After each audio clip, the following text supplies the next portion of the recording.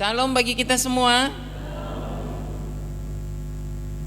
Mari saudaraku yang dikasihi Tuhan, kita belajar dari firman Tuhan dari Roma pasal 1. Roma pasal 1 ayat 16 sampai 17. Roma pasal 1 ayat 16 sampai 17. Tema kita pada hari ini memiliki keyakinan yang kuat. Kita baca bersama-sama hanya 2 ayat, saudara. Roma pasal 1 ayat 16 sampai 17. 1, 2, 3. Sebab aku mempunyai keyakinan yang kokoh dalam Injil, karena Injil adalah kekuatan Allah yang menyelamatkan setiap orang yang percaya, pertama-tama orang Yahudi, tetapi juga orang Yunani. Sebab di dalamnya nyata kebenaran Allah yang bertolak dari iman dan memimpin kepada iman, seperti ada tertulis, orang benar akan hidup oleh iman. Demikian firman Tuhan, saudara. Berbahagialah kita yang membaca, merenungkan dan melakukan firman Tuhan dalam hidup kita. Saudaraku yang dikasihi Tuhan Yesus Kristus, tema ini berhubungan dengan tema besar kita 1 tahun, umat Tuhan yang dewasa dalam Kristus, ya. Umat Tuhan yang dewasa dalam Kristus. Dan pada saat ini saudaraku, tema kita yaitu memiliki keyakinan yang kuat. Memiliki keyakinan yang kuat yang dimaksud di sini adalah yaitu memiliki keyakinan yang kuat akan Injil itu sendiri, saudaraku. Injil yang kita terima, Injil yang kita percayai sebagai kekuatan Allah yang menyelamatkan manusia, saudara. Ya. Kenapa ini penting, saudaraku, dalam hidup kita? Karena dengan keyakinan yang kuat itu, saudaraku, kita sadar, kita memahami bahwa kita diselamatkan bukan karena kekuatan kita, diselamatkan bukan hasil jeripayah kita. Kita diselamatkan adalah karena kasih karunia daripada Tuhan Yesus Kristus yang tertulis dalam berita Injil, saudara. Injil dikatakan di sini adalah kekuatan Allah yang menyelamatkan setiap orang yang percaya. Maksudnya, saudaraku, Injil itu adalah berita tentang kedatangan Tuhan Yesus ke dalam dunia menjadi manusia, mati di kayu salib untuk mengampuni saudara dan saya, bangkit pada hari yang ketiga dan naik ke sorga. Itulah Injil, saudara. Itulah Injil. Jadi Injil itu kalau dikatakan beritakanlah Injil, yang diberitakan adalah kedatangan Tuhan Yesus ke dalam dunia ini menjadi manusia, mati di kayu salib, bangkit pada hari yang ketiga dan naik ke sorga. Itulah Injil, saudara. Nah, ini harus menjadi bagian hidup kita dan keyakinan kita yang kokoh, saudara, yang kuat. Supaya apa, saudaraku? Kita sadar betul, oh, saya ini diselamatkan bukan karena saya baik. Saya ini diselamatkan bukan karena saya mampu. Saya ini diselamatkan karena kasih karunia daripada Tuhan Yesus Kristus yang ada dalam berita Injil, saudara. Makanya dikatakan di sini Injil adalah kekuatan Allah yang menyelamatkan setiap orang yang percaya. Injil itu dikatakan kekuatan Allah, yaitu tindakan Allah yang menyelamatkan manusia melalui kehadiran daripada Yesus Kristus ke dalam dunia ini. Allah yang datang menjadi manusia, Dia untuk menyelamatkan setiap orang berdosa yang percaya kepadanya. Nah, apakah keyakinan itu sudah ada dalam diri saudara? Amin, saudara. Amin. Kita diselamatkan bukan karena kita mampu, bukan karena kita baik, tetapi karena kasih karunia Tuhan melalui Injil yang kita terima, saudara. melalui Injil yang kita yakini, melalui Injil yang kita percayai. Nah, umat Tuhan yang dewasa, saudaraku, dia harus memiliki keyakinan yang kuat ini dalam dirinya. Saya diselamat karena kasih karunia dalam berita Injil. Kenapa itu harus menjadi keyakinan kita yang kuat, saudaraku? Yang pertama adalah untuk diri kita sendiri. Untuk diri kita sendiri itu yang pertama. Oh, aku bersyukur Tuhan, aku diselamatkan oleh Tuhan. Aku bersyukur aku diterima menjadi anakmu. Aku bersyukur aku diterima menjadi orang yang percaya kepadamu. Aku bersyukur menerima keselamatan yang daripadamu. Engkau telah datang ke dalam dunia untuk menyelamatkan saya, untuk mengampuni saya. Sehingga tidak ada keangkuhan dalam diri kita, tidak ada merasa hebat, tidak ada merasa kuat, tidak ada merasa layak. Saya diselamatkan hanya karena kasih karunia daripada Yesus Kristus, saudaraku. Jadi yang pertama adalah untuk diri sendiri, saudaraku. Makanya perlu keyakinan yang kokoh itu dalam diri kita. Nah, yang kedua, saudaraku, adalah agar kita bertekun memberitakan Injil itu, saudara. Kita bertekun memberitakannya. Oh, ternyata semua manusia berdosa ini membutuhkan Injil. Karena tidak ada lagi manusia yang tidak berdosa. Semua orang telah berbuat dosa dan telah kehilangan kemuliaan Allah. Itu tertulis dalam Roma pasal 3 ayat 23. Nah, dikatakan dalam Roma pasal 6 ayat 23, sebab upah dosa adalah maut, tetapi karunia Allah ialah hidup yang kekal dalam Kristus Yesus. Maksudnya apa, saudara? Semua manusia berdosa ini, saudaraku, semua manusia di dunia yang sudah berdosa, saudaraku, upahnya adalah maut. Kalau mereka mau lepas dari maut itu, harus menerima Injil itu, saudara. Harus mempercayai Injil, mempercayai Yesus Kristus sebagai Tuhan dan Juru Selamat. Mereka harus menerima pengampunan dari Tuhan Yesus. Karena itulah kita harus terus memberitakannya. Memberitakannya, saudara, tanpa berhenti. Semua orang membutuhkan Injil. Semua orang membutuhkan keselamatan. Beritakanlah Injil kepada semua orang. Makanya kita ditugaskan dalam amanat agung, pergilah, jadikanlah semua bangsa murid Tuhan Yesus. Jadikanlah semua bangsa murid Tuhan Yesus. Karena semua orang membutuhkan Injil itu, saudara. Semua orang tanpa terkecuali. Dikatakan apakah itu orang Yunani, orang Yahudi, orang Indonesia, orang Singapura, orang Barat, orang apapun. Semua orang membutuhkan Injil itu, saudara. Nah, yang kita lakukan adalah terus memberitakan Injil. Terus memberitakan Injil, saudara.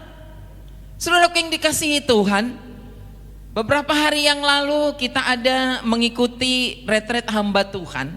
Yang dibahas adalah Injil, Injil, dan Injil. Tidak ada yang lain. Injil itu harus dikobarkan. Injil itu harus diberitakan. Dan yang dibahas berikutnya, mengapa orang tidak mau memberitakan Injil? Apa yang menjadi penghambat untuk memberitakan Injil? Dikatakan kalau Injil diberitakan, pertumbuhan gereja terjadi. Kalau Injil tidak diberitakan, pertumbuhan tidak akan terjadi.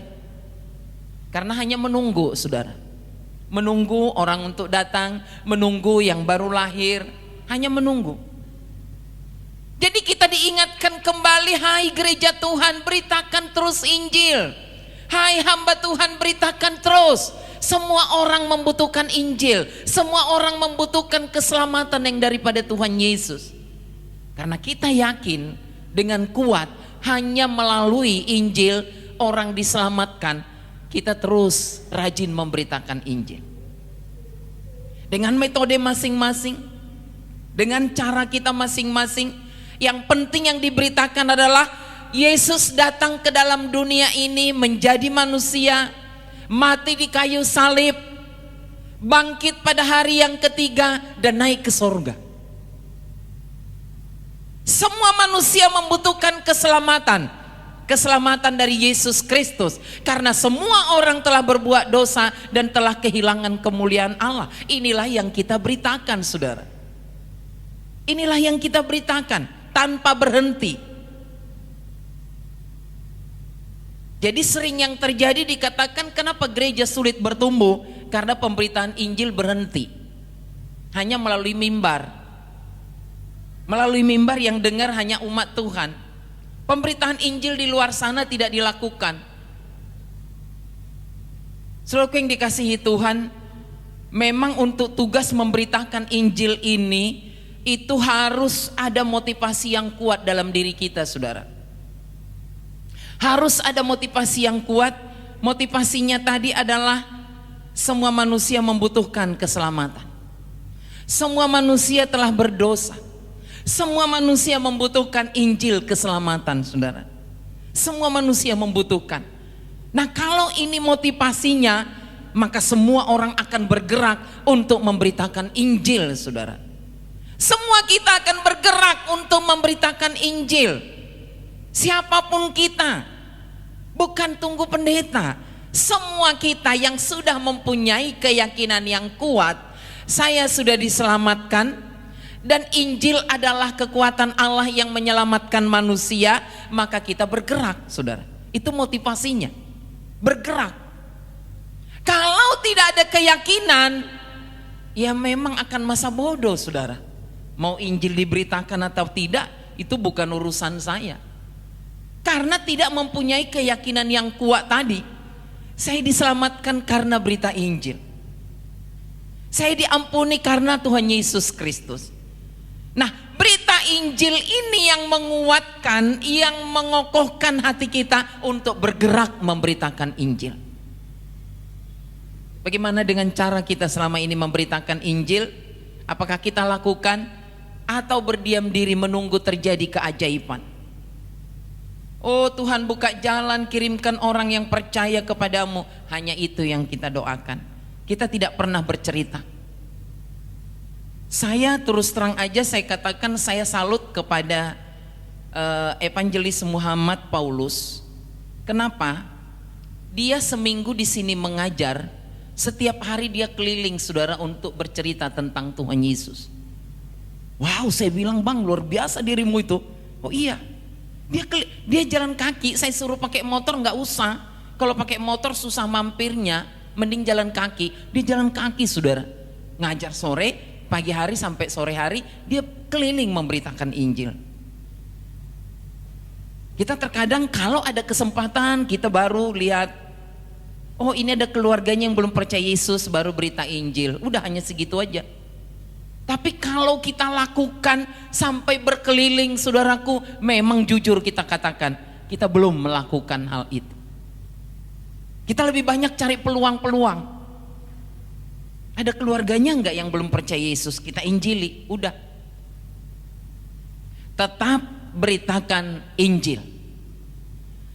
Yang ketiga, saudaraku, adalah tetap dukung dalam doa dan dana pemberitaan Injil, saudara. Karena ada keyakinan yang kuat dalam diri kita tentang berita Injil, saudara.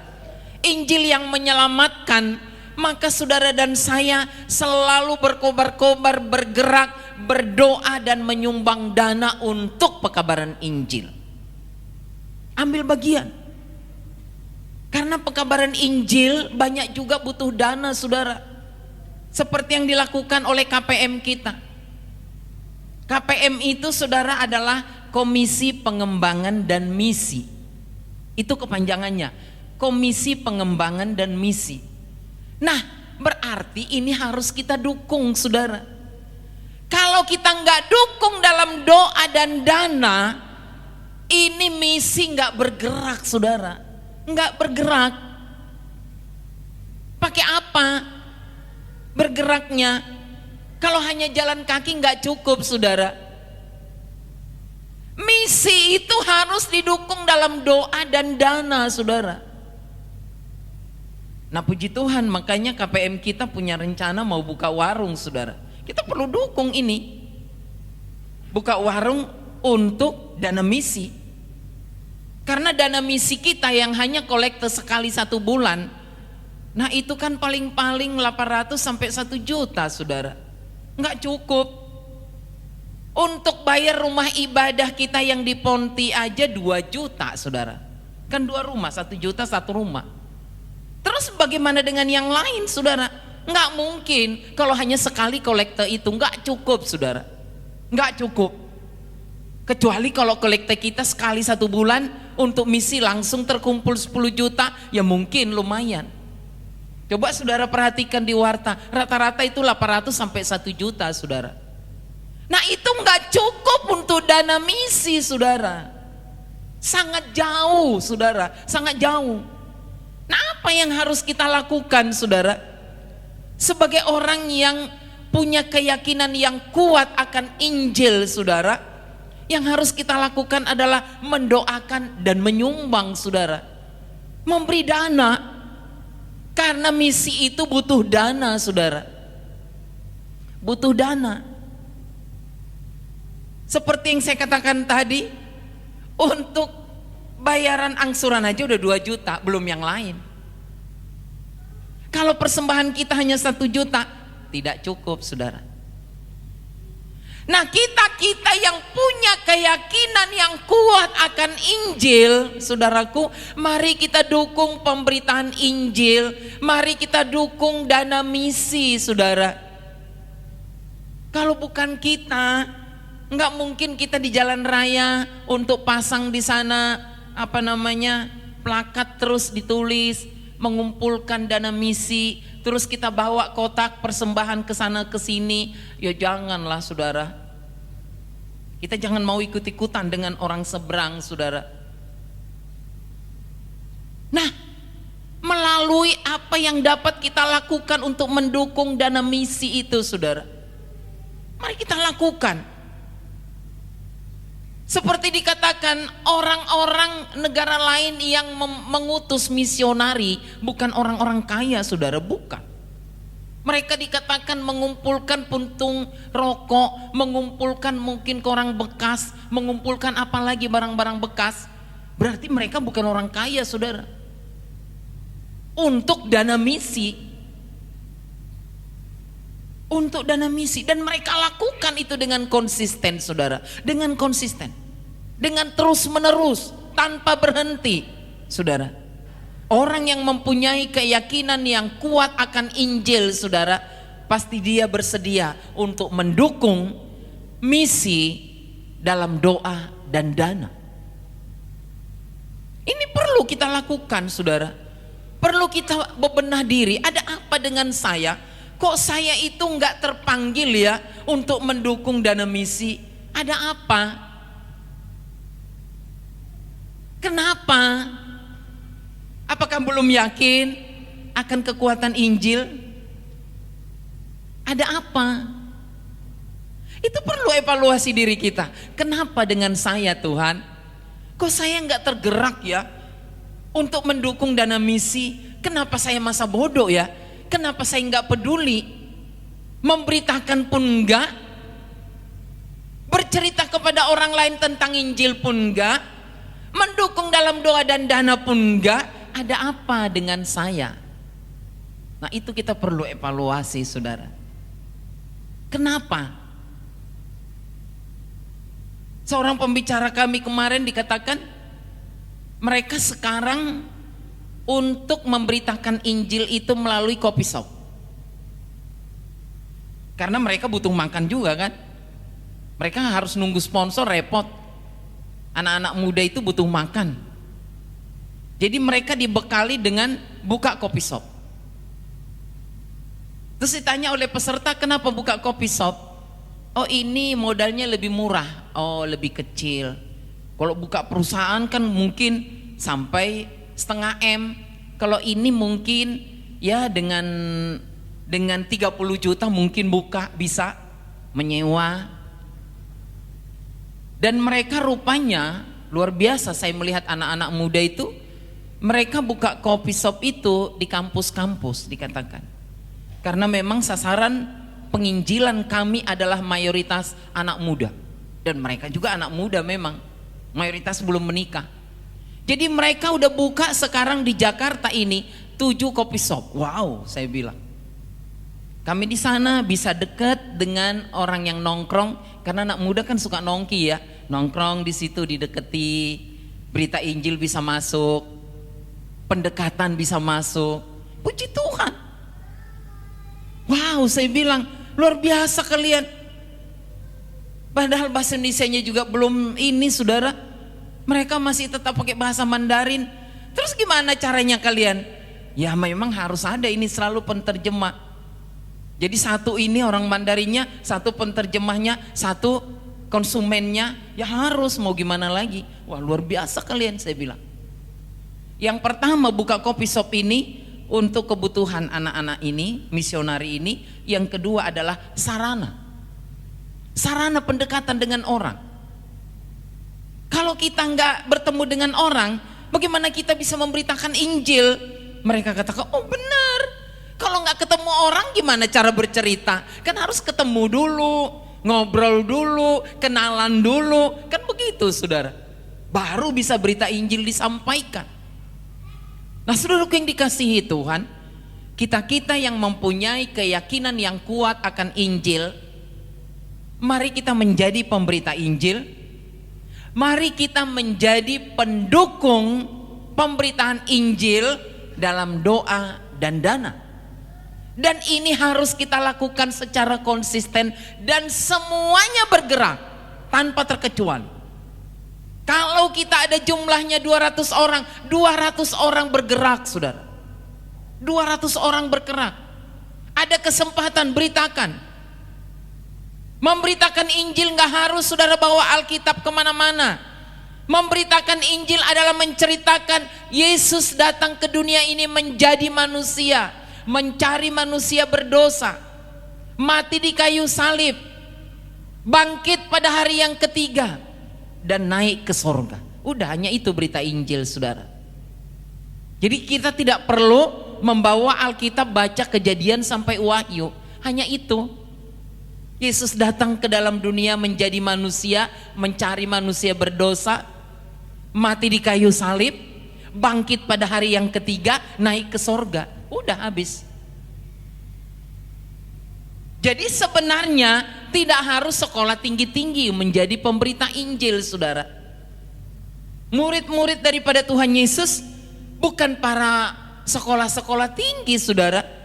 Murid-murid Tuhan Yesus kita tahu nelayan, petani, orang-orang yang sederhana, jauh lebih sederhana dari kita. Kita ini rata-rata udah pendidikannya SMA dan perguruan tinggi. Murid Tuhan Yesus saudaraku adalah orang yang sangat sederhana. Jaranglah kejadian nelayan itu saudaraku S1, jarang. Sekarang yang baru mau begitu. Itu pun kalau udah S1 sekarang langsung bidang pelayaran, bidang kelautan, bukan lagi nelayan saudara. Tetapi murid Tuhan Yesus tetap memberitakan Injil. Dan dikatakan oleh Tuhan Yesus, sekarang engkau penjala ikan, engkau akan kujadikan penjala manusia saudara. Itulah yang dikatakan Tuhan Yesus.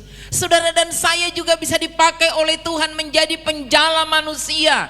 Saudara dan saya bisa dipakai oleh Tuhan menjadi pemberita-pemberita Injil, membawa jiwa-jiwa kepada Tuhan. Karena kita sudah bertumbuh, sudah dewasa sebagai umat Tuhan. Marilah kita melakukan firman Tuhan ini, saudaraku. Amin, kita berdoa.